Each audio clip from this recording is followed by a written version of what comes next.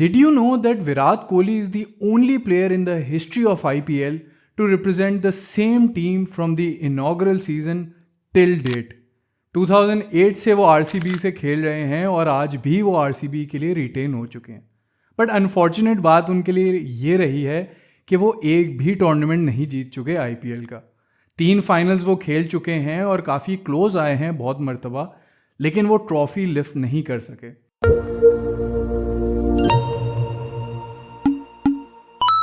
इस वीडियो में 2 टीम्स को रिव्यू करेंगे, राजस्थान रॉयल्स और रॉयल चैलेंजर्स बेंगलोर.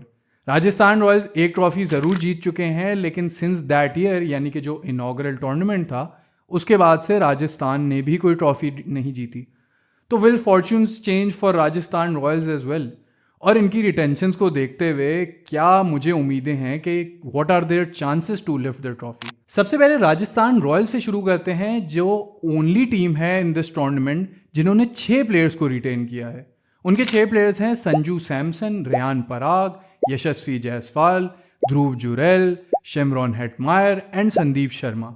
इनके पास बहुत सारी वैरायटी मौजूद है, लेकिन पहले बात करते हैं इनके कोर रिटेंशन स्कोर की.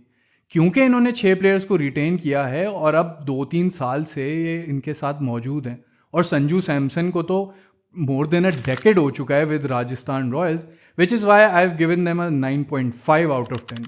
वैसे तो शायद ये 10 डिजर्व करते, लेकिन इसमें से कोई भी ऐसे प्लेयर नहीं जिन्होंने IPL ट्रॉफी लिफ्ट की हो. तो मुंबई या KKR या CSK से यहाँ इनका थोड़ा सा एक डिफरेंशियल फैक्टर हो जाता है और इसी वजह से इनको फुल मार्क्स नहीं मिलते. फिर बेसिस कवर स्कोर की बात करें तो I have given them a 9 out of 10. इन्होंने बहुत सारी बेसिस को कवर किया है. इनफैक्ट इनके पास बैकअप्स भी मौजूद हैं. संजू सैमसन इनके मेन विकेट कीपर हैं, लेकिन इनके पास ध्रुव जुरैल का भी ऑप्शन मौजूद है.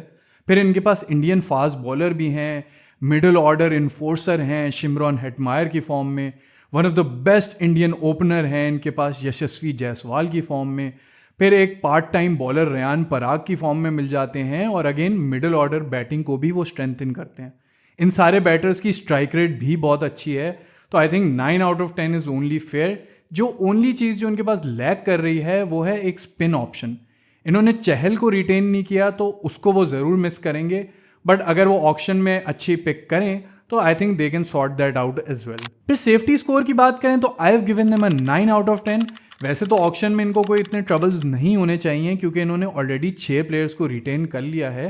तो थोड़े बहुत ही प्लेयर्स हैं जो इनको और चाहिए हैं to make up that squad, but इनको अच्छे फॉरेन प्लेयर्स चाहिए होंगे और स्पिनर्स चाहिए होंगे जो कि बाकी टीम्स भी तलाश कर रही होंगी. और क्योंकि they have the least purse remaining, तो थोड़े से ट्रबल्स फेस शायद करने पड़ सकें. लेकिन अच्छी बात यह है कि इनके पास राहुल द्रविड़ आ चुके हैं, हु इज़ एन अमेजिंग स्ट्रेटिजिस्ट, और ऑक्शन में उनकी थिंकिंग और उनकी नॉलेज काम आएगी. और वो राजस्थान में भी बहुत पहले से एसोसिएटेड रह चुके हैं. फिर अभी T20 वर्ल्ड कप ट्रॉफी भी जितवाई है, तो that again improves the score. तो I think 9 out of 10 is only fair for this team. फिर फ्यूचर सिक्योरिटी स्कोर की बात करें तो I have given them a 9.5 out of 10, क्योंकि इनके तमाम ही प्लेयर्स बहुत यंग हैं और इसी फ्रेंचाइज के साथ खेलते हुए आ रहे हैं. तो I think 5-10 years would be very easy for these players, और फिटनेस बेरिंग ये आई थिंक इसी फ्रेंचाइज को रिप्रेजेंट करेंगे, which gives very good signs for Rajasthan Royals. फिर इंडियन प्लेयर स्कोर में भी आई have given them a 9.5 out of 10, क्योंकि इन्होंने 5 इंडियन प्लेयर्स को रिटेन किया है, the most by any franchise, which gives them a huge edge over the other teams. और I think ये गोइंग फॉरवर्ड भी इनको बहुत हेल्प करेगा, और इनके फाइनल स्कोर में भी ये रिफ्लेक्ट करेगा. फिर बोनस कैटेगरी की बात करें तो I have given them a 0.4 out of 1, क्योंकि इनके पास 2 से 3 ऐसे प्लेयर्स हैं जो कि ईजिली ऑक्शन में अवेलेबल नहीं होंगे.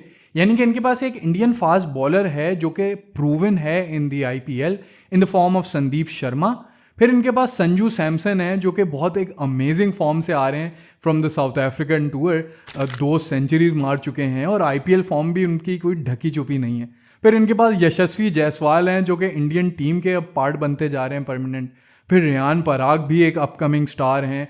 तो ये सारी चीज़ें बहुत बड़ा इनको एज दे देती हैं, और किसी भी टीम के लिए ऑक्शन में ऐसे प्लेयर्स को बाय करना इजी नहीं होता. तो इनका फाइनल स्कोर बनता है 9.65 out of 10, which is the new highest in my retention rating so far. और इन्होंने CSK का स्कोर बीट कर दिया है.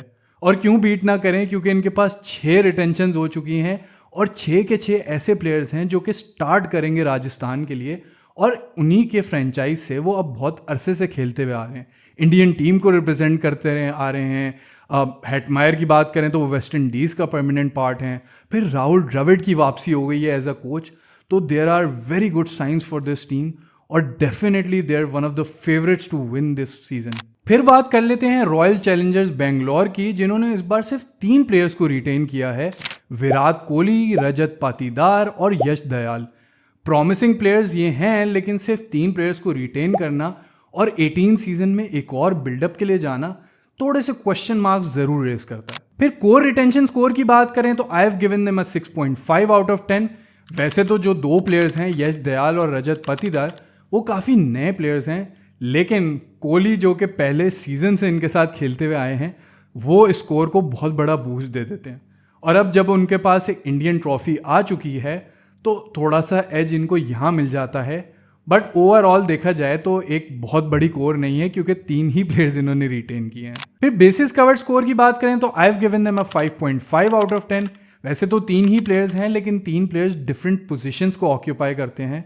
विराट कोहली अब एग्रेसिव क्रिकेट खेलने लगे हैं और वो एक्सपीरियंस लाते हैं। शायद इस बार कैप्टनसी भी करें तो एक और एलिमेंट आ जाता है। तो एक्सपीरियंस्ड और एग्रेसिव ओपनिंग एक जगह विराट कोहली ने कवर कर ली। फिर रजत पाटीदार मिडिल ऑर्डर में आते हैं और वो भी एग्रेसिव क्रिकेट खेलते हैं।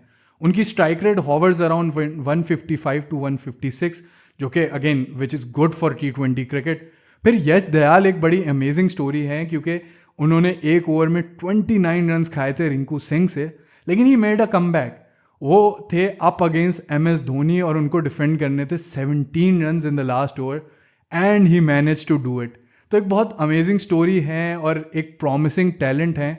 अगर इनको अच्छा ग्रूम किया जाता है तो again that would be a good sign और उनको हेल्प कर सकता है। बट ओवरऑल इतनी बेसिस कवर नहीं हुई हैं कि मैं इनको बहुत अच्छा स्कोर दूं, तो I think 5.5 he fair score बनता है इस टीम के लिए। फिर सेफ्टी स्कोर की बात करें तो यहाँ भी मैंने इनको दिए हैं 5.5 आउट ऑफ 10, क्योंकि ऑक्शन में ये पिक करने में इतने अच्छे कभी भी नहीं रहे। कभी इनको डेथ बॉलर नहीं मिलता तो कभी बैटिंग में इनको फिनिशर नहीं मिलता, तो हमेशा से कोई ना कोई कमी इनके लिए ज़रूर रही है।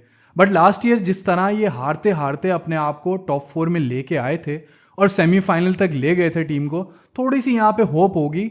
और इनके पास सेकंड हाईएस्ट बजट है, यानी कि 83 करोड़ का पर्स मौजूद है, तो वो काफ़ी सारे पिक कर सकते हैं। तो देखना होगा कि ये इस कैटेगरी में इम्प्रूव करते हैं कि नहीं। But from the information we have, मेरे हिसाब से 5.5 ही बनता है इस टीम के लिए। फिर फ्यूचर सिक्योरिटी स्कोर की बात करें तो I have given them a 5 out of 10, क्योंकि विराट कोहली अब एक एजिंग प्लेयर हैं। ऑल्दो फिटनेस उनकी बहुत अच्छी है और फिटनेस के हिसाब से तो शायद वो अगले 3-4 साल भी खेल लें, लेकिन अब इंडियन क्रिकेट के लिए भी वो T20 फॉर्मेट नहीं खेलते और अब World Test Championship cycle end हो रही है, जिसका फाइनल शायद इंडिया ना खेले। तो क्या वो एक ही फॉर्मेट खेलेंगे और साथ साथ T20 क्रिकेट IPL के लिए खेलेंगे? क्योंकि नोइंग विराट कोहली, वो अगर रिटायर होंगे तो वो सारे फॉर्मेट से और IPL से साथ रिटायर होंगे, तो maybe he doesn't play for too many years. फिर रजत पाटीदार और यश दयाल बचते हैं, जो कि यंग प्लेयर ज़रूर हैं, लेकिन बिकॉज देयर ओनली 2 प्लेयर्स, तो इनका यहाँ पे स्कोर डिडक्ट हो जाता है और 5 आउट ऑफ 10 ही फेयर बनता है। फिर इंडियन प्लेयर स्कोर की बात करें तो I have given them a 6.5 out of 10, क्योंकि जो 3 प्लेयर्स इन्होंने रिटेन किए हैं वो तीनों के तीनों इंडियन हैं। वैसे तो और भी बहुत सारे प्लेयर्स अभी इनको बाय करने हैं, जिसमें इंडियन भी बहुत सारे चाहिए होंगे, लेकिन क्योंकि 3 प्लेयर्स इंडियन हैं तो इसीलिए ये स्कोर थोड़ा सा बेहतर हो जाता है बाकी स्कोर से। फाइनली बोनस पॉइंट कैटेगरी की बात करें तो I have given them a 0.1 out of 1, क्योंकि इनके पास विराट कोहली मौजूद हैं, who is one of the best white ball batter in world cricket, और इनके पास यश दयाल हैं, who is a young Indian fast bowler जो कि बहुत प्रॉमिस शो करते हैं। लेकिन Virat Kohli is on the tail end of his career और यश दयाल की फॉर्म और फिटनेस अभी देखनी जाएगी कि वो कैसी रहती है। बट क्योंकि 2 अच्छे प्रॉस्पेक्ट मौजूद हैं जो कि ऑक्शन में नहीं मिल सकते, तो मैंने इनको 0.1 का स्कोर दे दिया। तो इनका फाइनल स्कोर बनता है 5.75 out of 10, which is the second lowest score I have given to any team so far. एक इनके लिए ग्लिमर ऑफ होप ये होगी कि लास्ट ईयर ये टॉप 4 से ऐसा लग रहा था कि कंफर्म बाहर हो जाएंगे, लेकिन इन्होंने अपनी फिलॉसफी चेंज की, अग्रेसिव क्रिकेट खेलना शुरू की, जिसकी वजह से ये टॉप 4 में पहुंच गए और अचानक से टाइटल कंटेंडर बन गए।